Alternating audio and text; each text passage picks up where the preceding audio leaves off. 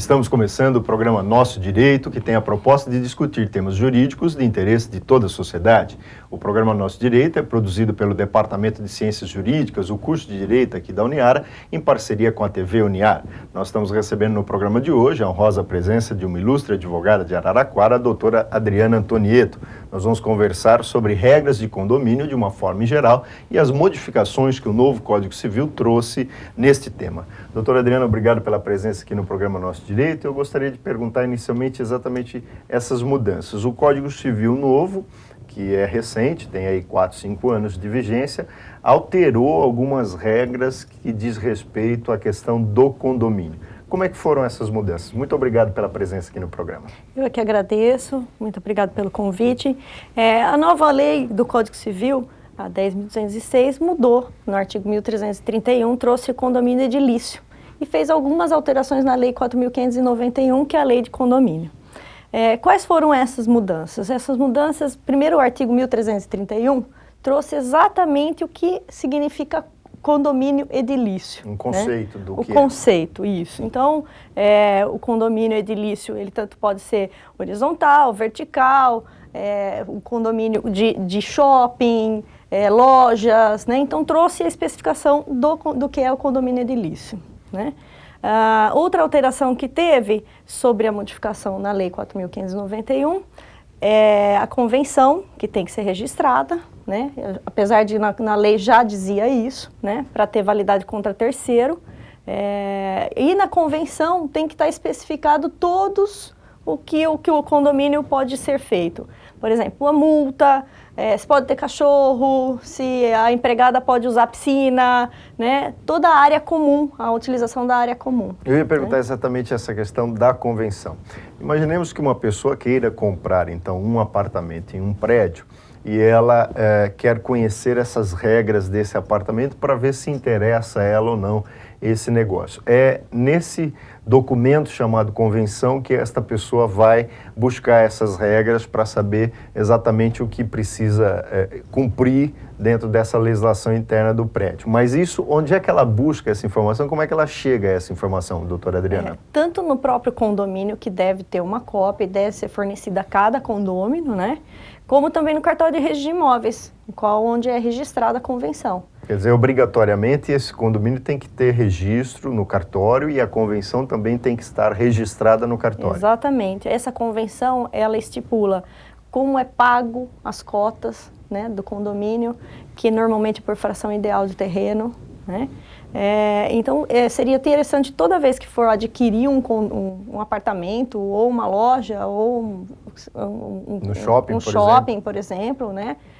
Seria interessante, sim, ter essa convenção em mãos. Nós vimos recentemente uma questão, a senhora colocou e me chamou a atenção isso, uma questão da utilização da área comum e a questão da piscina por parte da babá ou da empregada de um proprietário de apartamento. O proprietário de apartamento, ele sustenta, se eu sou dono do meu apartamento, o meu filho, a minha criança vai usar a piscina e, portanto, a babá tem que estar junto até para auxiliar num eventual acidente, se porventura ocorra.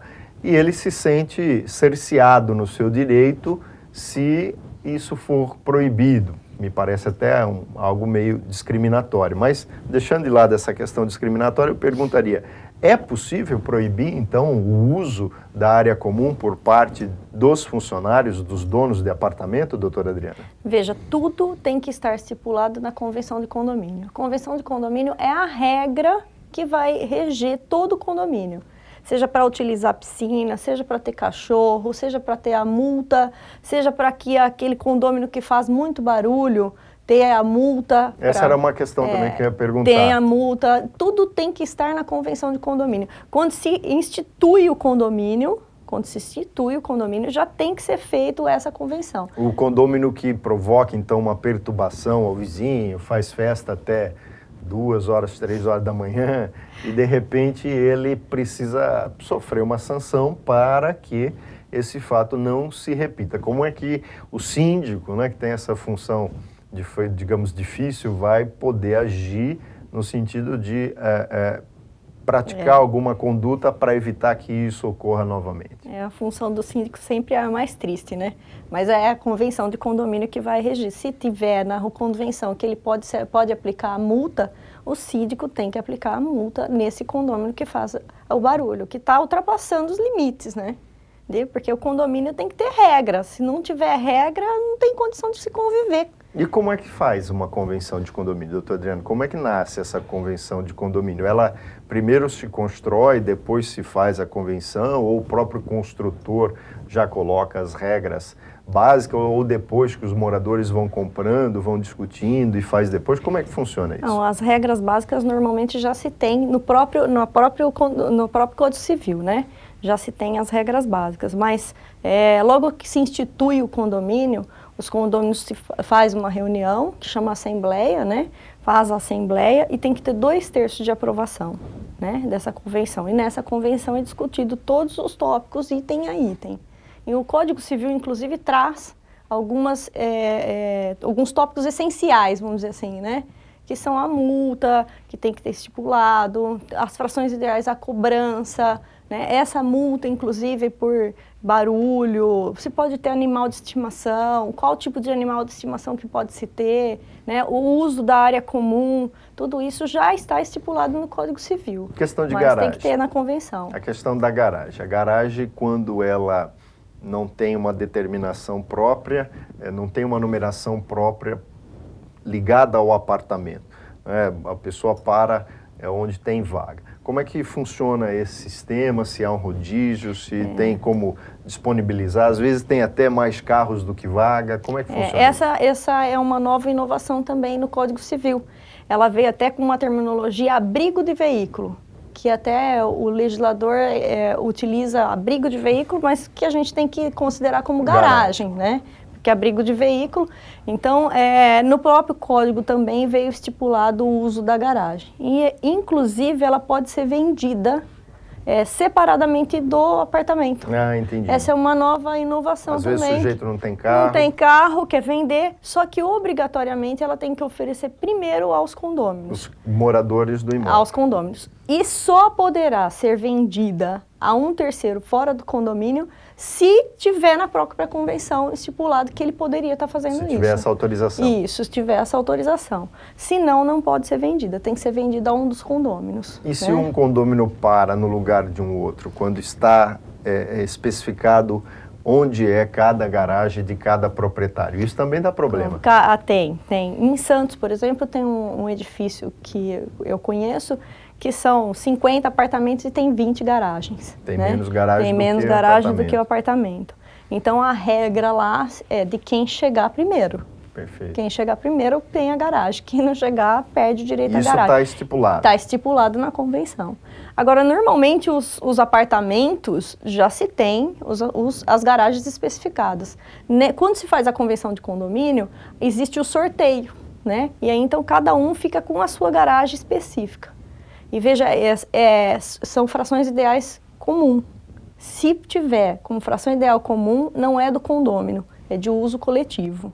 Se tiver especificada e cada apartamento tem a sua garagem, o proprietário é dono do apartamento e da garagem. Inclusive a manutenção é por conta dele? Não, a manutenção da garagem é de todos os condôminos. Tem que dividir as despesas isso, por igual. A lavagem da garagem é dividido por todos os condôminos. Pintura, etc. Etc, é isso. Eu ia perguntar a questão da cobrança agora do condomínio, né? A senhora disse, cobra multa se tiver na convenção e etc. Mas como pode ser feita essa cobrança? Por exemplo, pode colocar lá no elevador, o proprietário do apartamento tal está inadimplente, isso é constrangimento, né? Não, como é que funciona a cobrança? Não. Normalmente, quando se faz aquele demonstrativo, né, que é apresentado a todos os condôminos, que é uma prestação de contas mensal, quando se envia o boleto, envia-se a prestação de conta mensal, né? Lá é estipulado que existe um apartamento inadimplente, mas não se põe número, nem valor de fração ideal, porque aí já dá também, talvez, até para deduzir, porque às vezes tem apartamento que tem cobertura, e aí você sabe que aquele é apartamento que está devendo.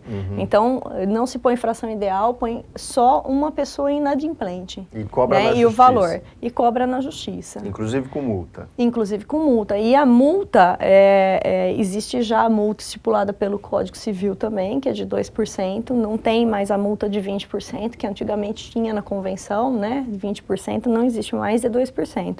E ela pode ser executada. Hoje, pela lei nova de execução, também é uma inovação que existe. A nova lei de execução permite a execução direta. A execução direta. Em vez de uma ação de cobrança, que é uma ação de conhecimento, que aí você ganha e depois vira execução, você entra com a ação de execução direto. Perfeito. Nós vamos fazer um rápido intervalo e voltaremos daqui a pouco com a segunda parte do programa Nosso Direito.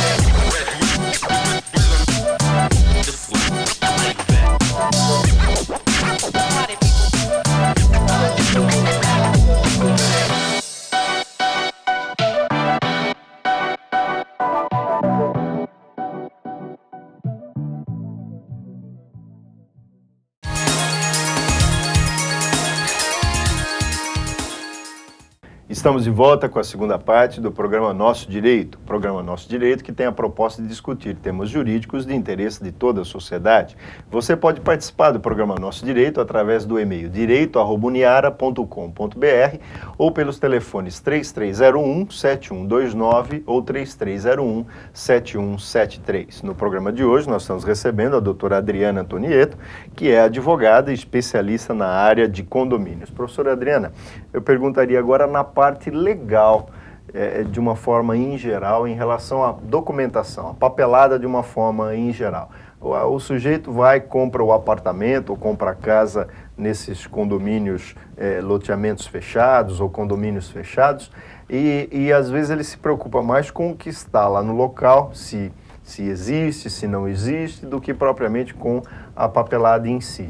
Então eu perguntaria, antes de ser lançado o condomínio, qual é o passo que o construtor, aquele que vai fazer o prédio, que vai construir as casas, deve tomar para conseguir lançar o empreendimento à venda?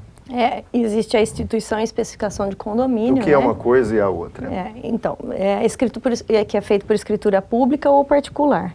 A instituição e a especificação é onde se institui e faz as especificações de cada fração ideal, quantos apartamentos vão ter, qual é a fração ideal de cada apartamento ou de cada terreno, caso seja condomínio fechado, a área comum, a utilização de área comum, é tudo já especificado nessa instituição e especificação de condomínio, que pode ser por escritura pública ou por instrumento particular, que é levado a registro no cartório de registro de imóveis. Da cidade do empreendimento. Da cidade do empreendimento. E aí o sujeito, então, se interessa, no mais das vezes lá guardou as suas economias ou está fazendo um empréstimo no banco, e ele precisa, então, conhecer essa documentação no cartório antes de fazer o negócio. Vai buscar lá no cartório de registro de imóveis, existe a matrícula-mãe, tem a matrícula-mãe. Da matrícula-mãe são abertas as matrículas de cada apartamento, de cada terreno, né? São abertas uma matrícula para cada imóvel, né? Cada fração ideal de terreno, da área privativa e da área comum é constado numa matrícula-mãe.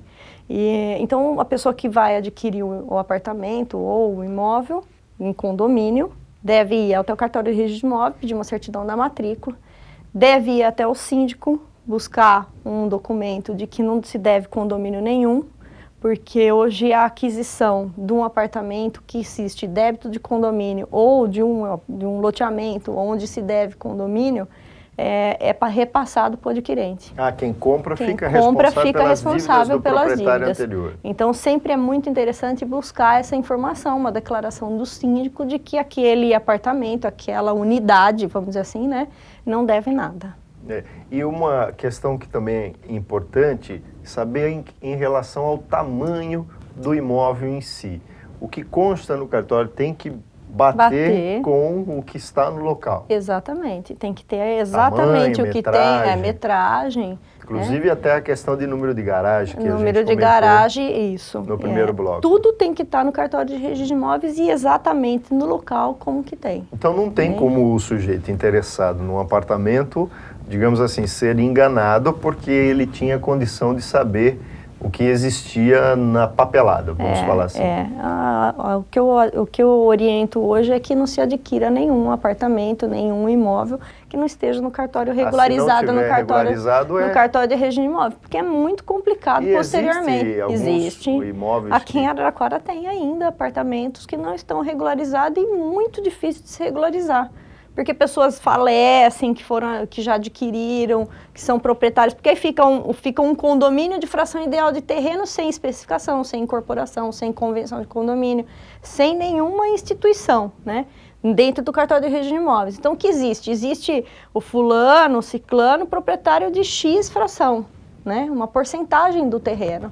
E aí essas pessoas vêm a falecer, para depois fazer a regularização do apartamento, fica muito difícil, porque você tem que buscar os herdeiros, tem que fazer o inventário, tem que registrar o inventário, os herdeiros também têm que assinar esse instrumento particular ou público, se for por escritura pública, né? Então fica muito complicado. Uma questão da convenção que me pareceu também interessante é a modificação dela. Depois dela estar pronta, a senhora colocou que no começo, quando já se faz o empreendimento, já tem que estar ali definidas as regras. Mas e depois para mudar? É possível mudar? É possível. Inclusive no Código Civil também é outra alteração que trouxe. Só que precisa da aprovação unânime. Para fazer a modificação. Para modificar a fachada, para modificar... Existe, inclusive, uma alteração no Código Civil que é sobre a construção de mais um pavimento, por exemplo. Mas precisa da aprovação unânime de todos os condôminos. Os moradores. De todos os moradores. Aí é feito novamente uma outra instituição, especificação de condomínio para redividir a fração ideal terreno. Aqui a gente tem um grande problema, por exemplo, o shopping tropical. O shopping tropical, eles foram construindo em áreas comuns, e hoje é um grande problema, uma grande discussão, portanto que o shopping está no estado que está, abandonado. E o que aconteceu? Não foi feita essa regularização perante o cartório de registro de imóveis e não foi feita essa redistribuição de fração ideal de terreno. Quer dizer, a parte da documentação, então, na verdade, falando de uma forma geral, ela pode trazer uma série de problemas no dia a dia do próprio condomínio, independentemente se é para morar, ou é loja comercial, é condomínio de apartamentos ou de casas. E a eleição do síndico, doutora Adriana, também me parece que em alguns momentos isso parece ser conflituoso, né? Como é que se dá a eleição do síndico? Como é que é essa escolha? Como é que faz? Então, isso no Código Civil também já vem estipulado. Tem a eleição do síndico, 2/3 de aprovação, é feita a Assembleia Geral, né, convocação, 15 dias antes, se convoca todos os condôminos para uma reunião e aí faz-se a eleição, às vezes tem a pessoa já pré-definida já, né? Só um candidato, por exemplo. Um candidato, por exemplo, e fica síndico e subsíndico. Esse síndico tem a responsabilidade de estar prestando contas no final da sua gestão e mensalmente através dos demonstrativos, mas no final da sua gestão tem que ter suas contas aprovadas por todos os condôminos para poder entregar, para que ele não tenha nenhuma responsabilidade. Tem prazo para ele permanecer?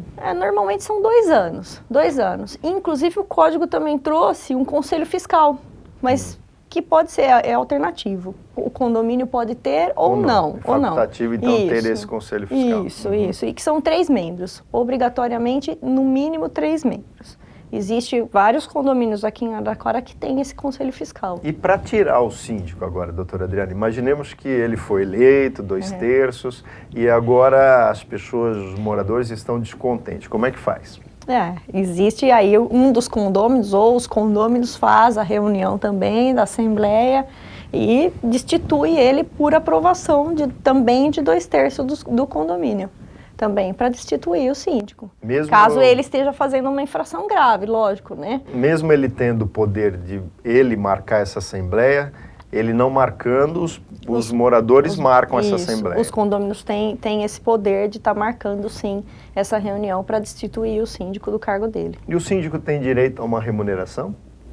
Ixi, isso é um grande problema. Na convenção tem que estar estipulado, porque ele deixa alguns afazeres dele para poder, mas isso tem que estar na convenção. Se não tiver na convenção, não existe, não.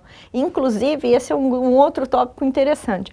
Se o síndico é remunerado, obrigatoriamente tem que se recolher um valor a sindicato, ao sindicato dos condomínios. Se o síndico não é remunerado, ele não tem que recolher. Se a empresa, lógico, se os funcionários for terceirizado, tiver uma empresa tomando conta dos funcionários, né? Senão você recolhe o sindicato de qualquer jeito. Mas existe, inclusive, na legislação, isso eu acho muito interessante.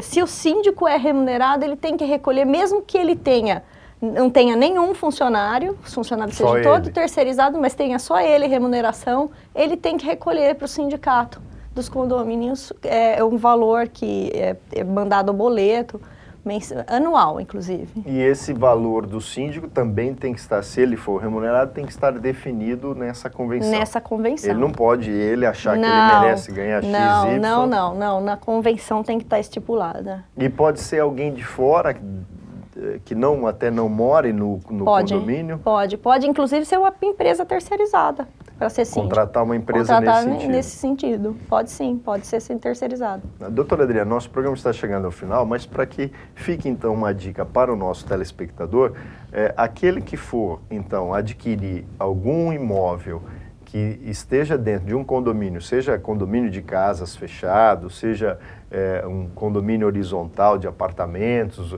vertical, ou seja também uma loja num shopping, o caminho é conhecer essa convenção. Isso. Primeiro, vai ser o cartório de registro de imóveis, busca a matrícula, veja se está regularizado o condomínio, busque a convenção de condomínio, busque ver se não existe débito de condomínio, né? Esses são os 3 pontos primordiais. Depois tem certidões negativas de débito, fiscal, né, municipal, para ver se não tem IPTU, são outras dicas, que é importante que são importantes levar em conta. Muito bem, nós agradecemos a doutora Adriana Tonieto. Muito obrigado, doutora. Obrigada, eu que agradeço. Agradecemos a você, telespectador, e convidamos a todos para mais um programa Nosso Direito na próxima semana.